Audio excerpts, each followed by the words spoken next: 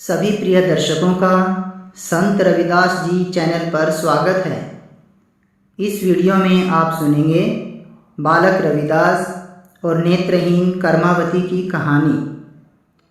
गांव सीर गोवर्धनपुर में 60-65 वर्ष की एक महिला रहती थी। उसका नाम था कर्मावती। बालक रविदास की दादी लखपति के साथ कर्मावती का बहुत प्रेम था। दादी लखपति अपने प्रिय पोते बालक रविदास को लेकर कर्मावती से मिलने जाया करती थी। कर्मावती स्वयं तो लखपति से मिलने नहीं आ पाती थी, क्योंकि उसकी आंखों की रोशनी गए हुए 30 वर्ष हो चुके थे। परंतु फिर भी वह दिन भर चरखा चलाती थी। जब दादी लखपति कर्मावती के साथ बीते दिनों की बातें करती तो बालक रविदास उनके पास बैठकर सुनते रहते तथा कर्मावती के साथ हंसते खेलते।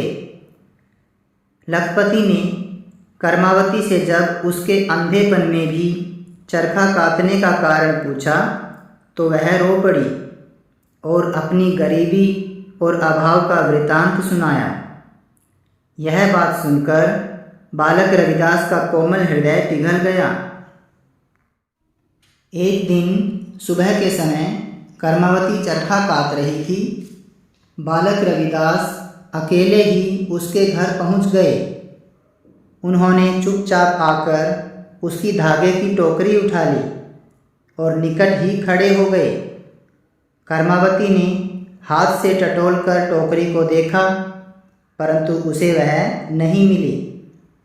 कुछ देर बाद बालक रविदास ने जब वह टोकरी उसी स्थान पर वापस रख दी जहाँ से उठाई थी, तब कर्मावती का हाथ उस टोकरी से लग गया।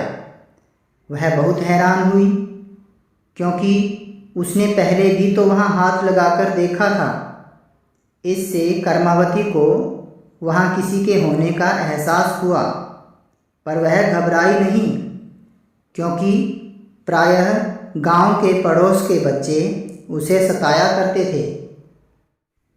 फिर जब टोकरी में से धागा उठाकर वह काटने लगी तो बालक रविदास ने तकले में से गलोटा खींच लिया। कर्मावती को तुरंत पता चल गया। फिर बालक रविदास ने चरखा खींच लिया। इससे कर्मावती को क्रोध आ गया और उसने अपनी दोनों बाहें फैलाकर बालक को पकड़ लिया और कहा, तुम कौन हो? बालक रविदास ने अपने दोनों हाथ कर्मावती की आंखों पर फेरते हुए कहा, लो माता, तुम स्वयं देख लो मैं कौन हूँ। कर्मावती कुछ देर के लिए शांत हो गई। जब कर्मावती ने आंखें खोली तो उसे सब कुछ दिखाई देने लगा। उसने बालक रविदास के सुंदर दिव्य स्वरूप के दर्शन किए। यह सब होने पर वह बहुत हैरान हुई और बहुत खुश भी हुई। फिर कर्मावती ने श्रद्धा और प्रेम भाव से बालक रविदास को दोनों हाथ जोड़कर प्रणाम किया और कहने लगी, धन्य है वह माता जिसने तुम्हें जन्म दिया और धन्य है वह कुटुंब जिसमें तुमने जन्म लिया। इसके बाद कर्मावती ने घर की प्रत्येक वस्तु की ओर देखा और मन ही मन बहुत प्रसन्न हुई।